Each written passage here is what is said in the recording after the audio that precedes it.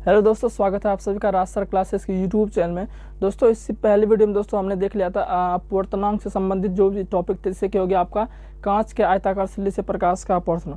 और उससे पहले हमने देख लिया था कि प्रकाश का अपवर्तन होता क्या, और उससे पहले प्रकाश का परावर्तन, जिसमें उत्तल दर्पण, अवतल दर्पण, समतल दर्पण, कैसे इसका प्रतिबिंब बनता है, जो कि आप सबको काफ़ी हार्ड लगता है। तो मैंने इजी वे में बताया है, तो आप सब जरूर जाके देखें, आपको प्लेलिस्ट उसका मिल जाएगा। और जो भी आगे भी चल रहा है और आगे से चलते जाएगा, इसलिए दोस्तों चैनल को सब्सक्राइब करें। और जो भी दोस्तों के पास जो भी इस बार 2023 में एग्जाम देने वाले हैं उसको शेयर करें इस वीडियो को, ठीक है। बाकी और क्या कहेंगे, चलो देखते हैं। तो आज का टॉपिक क्या है, अपवर्तनांक। अपवर्तनांक को दोस्तों रिफ्रैक्टिव इंडेक्स कहते हैं इंग्लिश में। सबसे पहले इसका डेफिनेशन देख लेते हैं, जो कि एग्जाम में अगर पूछ देते इसे आपको लिखना है। बोल रहा है जब प्रकाश की किरण किसी एक माध्यम से दूसरे माध्यम में जाती है तो दूसरे माध्यम में प्रकाश की किरणों की मुड़ने की क्षमता को क्या कहते हैं, अपवर्तनांक कहते हैं। अब थोड़ा इसको समझ लो, डेफिनेशन तो पढ़ लिया। अगर आपको कुछ समझ नहीं आया हो तो अब आपको समझ में आया, क्योंकि मैं प्रैक्टिकली समझाता हूँ। देखो, अपवर्तनांक का मतलब सीधा सीधा होता है, जो अपवर्तनांक शब्द है ना, इसका मतलब समझो। अपवर्तनांक का मतलब होता है कि कोई भी प्रकाश की किरण एक माध्यम से दूसरे माध्यम में गया ना, तो उसका कितना वो मुड़ गया, कितना भटक गया, कितना किधर हो गया, कितना कुछ हो गया, उसी को अपवर्तनांक कहते हैं। अपवर्तनांक एक तरह से पावर है, क्षमता है किसी को प्रकाश का मुड़ने की क्षमता को, है ना। मान चलो यहाँ हवा है और उधर मान लो पानी है, तो हम यहाँ से टॉर्च मार रहे हैं तो टॉर्च का प्रकाश जाएगा ना भाई, बोलो टॉर्च का प्रकाश जाएगा। या कोई मान लो बल्बे मान लो यार, लाइटें मान लो, सूर्य किरण मान लो, तो यहाँ से यहाँ हमारे पास तो अभी हवा है। मान लो हमारे पास आगे नदी है, तो मतलब टॉर्च यहाँ से मारेंगे तो टॉर्च से जो प्रकाश निकलेगा वो अब नदी में जाएगा, क्योंकि आगे नदी है। उसमें हम भेज भी रहे हैं जानबूझ के समझने के लिए। तो जैसे इसमें जाएगा ना, अभी हवा में जा रहा है तो पानी में जैसे चले जाएगा ना, तो उसका प्रकाश जैसे हम सीधा भेज रहे थे ना, वो किधर टेढ़ा उरा हो जाएगा या किधर मुड़ जाएगा। तो कितना मुड़ा वो, कितना सीधा गया, मतलब कितना मुड़ा, इसका क्षमता जो है ना, पावर जो है ना, यही क्या होता है, अपवर्तनांक होता है। समझ में आया। अब अपवर्तनांक के भी टाइप्स होते हैं।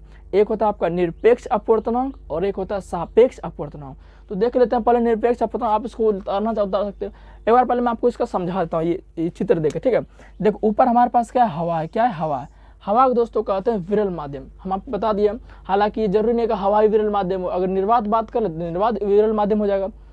ये जो माध्यम है ना, माध्यम क्या है मेरे दोस्तों, माध्यम है तुलनात्मक समझ। बोलो सर तुलनात्मक का मतलब क्या, और तुलनात्मक समझ में नहीं आता है। जैसे मान लो हम इतना लंबा है और हमसे कोई और लंबा आ जाएगा, तो हम तो नहीं कहेंगे हम सबसे लंबा है, हमसे कोई और लंबा आ सकता हो सकता है उससे भी कोई लंबा आ सकता है। तो हमेशा कोई जो ये फिक्स है, ये फिक्स नहीं हो सकता कि यही होगा विरल माध्यम, यही होगा सघन माध्यम। ये स्थिति के अनुसार, माध्यम के अनुसार, दो माध्यम जैसा देखेंगे वैसा हम काम करेंगे, है कि नहीं। तो हवा क्या है बेसिकली, और हमारे पास दो माध्यम अभी है। एक दोस्तों हमारे पास हवा है और एक कांच है। तो ये तो तुम तुरंत पहचान लोगे कि हवा में प्रकाश ज़्यादा चलेगा और कांच में प्रकाश कम चलेगा। और हमने लिखा भी दिया है कि विरल माध्यम क्या होता है, सघन माध्यम क्या होता है। विरल माध्यम वो होता है इसमें प्रकाश बहुत तेज चलेगा, और जो सघन माध्यम क्या होता है इसमें प्रकाश बहुत कम चलेगा, ठीक है। तो हवा क्या है, विरल माध्यम है। तो मान चलो अब हम प्रकाश को ही गुजारते हैं, ये प्रकाश हम गुजारती है, यहाँ से एक प्रकाश गुजारे। अब जरा ध्यान से देखना, हम क्या बताएं, अगर तुम अपवर्तनांक समझना चाहते हो तो तुमको एक अभिलंब बनाना पड़ेगा। तो जैसे ये किरण आया, तो जो किरण आया आपतित किरण, ठीक है, तो यहाँ पर क्या करेंगे, समझने के लिए एक हम अभिलंब बना देंगे। इसको बोलते हैं नॉर्मल अभिलंब, एन से डिनोट करते हैं। तो नॉर्मल बना दिए तो ये अभिलंब हो गया। अब क्या होगा कि देखो ये हवा जो है, हवा क्या है, विरल माध्यम है। हवा विरल माध्यम है, तो विरल माध्यम से कांच में जा रहा है। कांच क्या है, सघन माध्यम। तो विरल माध्यम से प्रकाश की किरण अगर सघन माध्यम में जाता है ना, तो होगा क्या, वह अभिलंब की ओर मुड़ जाएगा, अभिलंब की ओर। तो ये अभिलंब पूरा थोड़ा इसको बड़ा करते हैं, ये हमारा अभिलंब थोड़ा इसको बड़ा कर समझने के लिए। तो विरल माध्यम से सघन माध्यम, कांच सघन माध्यम है, तो ये क्या होगा, अभिलंब की ओर मुड़ जाएगा। तो ये जाना चाहिए था इसको ऐसे। अरे तुम्हें लगा सर ऐसे आया तो ये बिल्कुल ऐसे जाना चाहिए, लेकिन ऐसे नहीं जाएगा। क्यों, क्योंकि इसका माध्यम चेंज हो गया। यहाँ हवा था और ये कांच, तो हवा से कांच में जा रहा है, इसका मतलब माध्यम चेंज हो रहा है। जब माध्यम चेंज होगा तो प्रकाश का किरण है उसका डायरेक्शन भी चेंज होगा, होगा नहीं होगा। देखो विरल से सघन में, और ये हम लिखा दिए हैं, तो ये क्या होगा, ये अभिलंब की ओर ऐसे मुड़ जाएगा। क्या हो जाएगा, ऐसे मुड़ जाएगा। अब देखो तुम्हें लगा ये सर किरण ऐसे है, बिल्कुल ऐसे जाना चाहिए, नहीं जाएगा क्योंकि माध्यम चेंज हो गया। तो क्या हुआ, विरल से सघन में जा रहा था, ये क्या अभिलंब की ओर मुड़ जाएगा। यही ना अभिलंब है, देखो इसके ओर मुड़ न गया ऐसे करके, ये मुड़ गया। तो ये हमारा क्या हुआ, तो ये कितना मुड़ा, कितना मुड़ा, कितना भागा, यही सब क्या होता है, अपवर्तनांक होता है। बस सिंपल सी बात है। और अपवर्तनांक का देखो हम लिख दिए हैं, इसे एन से सूचित करते हैं ना, कोई कोई म्यू भी लिख देगा तो म्यू, लेकिन उसी का टाइप अलग होता है।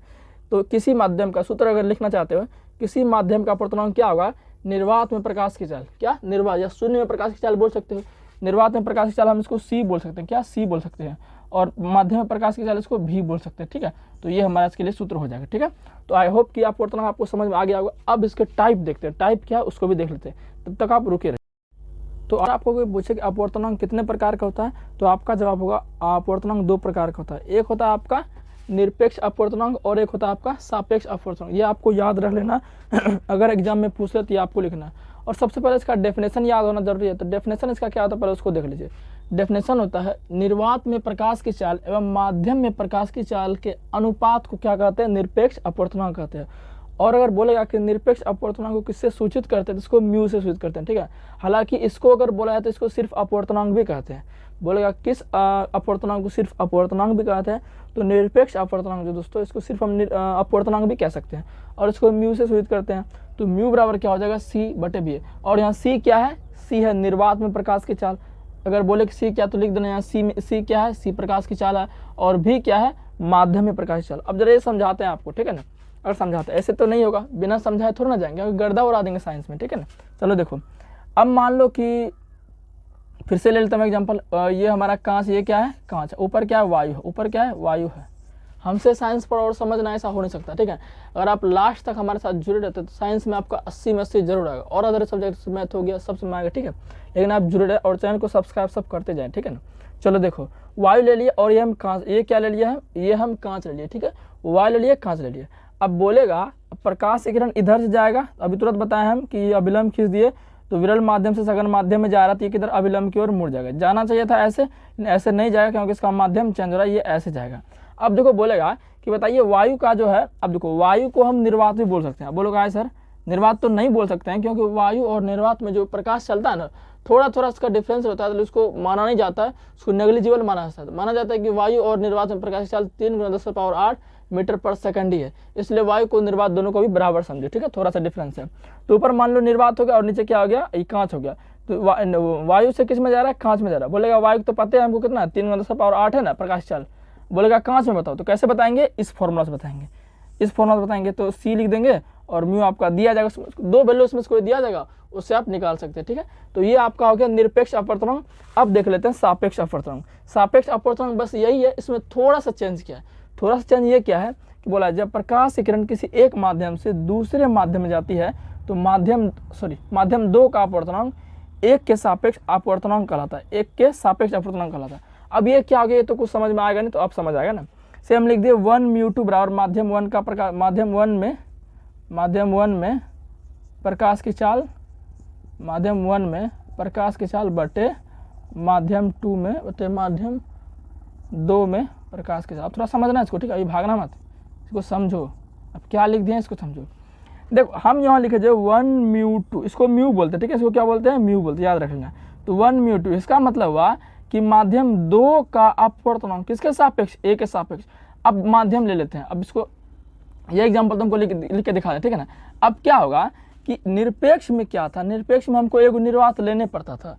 निरपेक्ष में आपको एक निर्वात माध्यम लेना ही पड़ेगा, और दूसरा तुम कुछ भी ले लो, दूसरा देखो वायु ले लो, कांच ले लो, जल ले लो, कुछ भी ले लो, ठीक है ना, दूसरा कुछ भी ले सकते हो। लेकिन इसमें क्या है, सापेक्ष अपवर्तनांक में ऊपर हमको निर्वात नहीं लेना है, ऊपर हमको निर्वात नहीं लेना है। निर्वात छोड़ के आप ऊपर जल ले लो, कांच ले लो, धूल ले लो, कुछ भी ले लो, लेकिन निर्वात आपको नहीं लेना, बस यही कंडीशन है।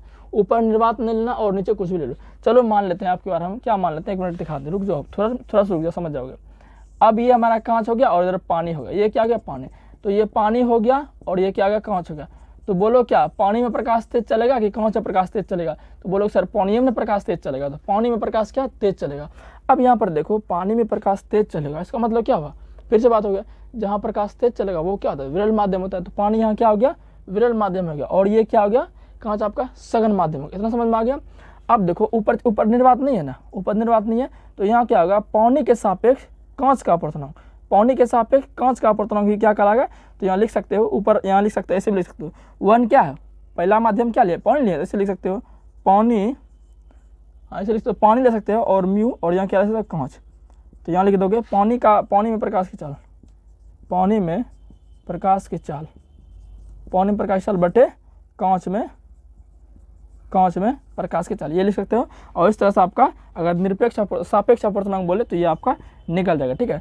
तो ये पूर्णांक वाला जो भी टॉपिक था आपको पूरा कंसेप्ट क्लियर हो गया। अगर जिसको समझ में आएगा तो कमेंट जरूर करना, अच्छा कमेंट करना, ठीक है ना, मैं पढ़ूंगा, उसका रिप्लाई भी दूंगा।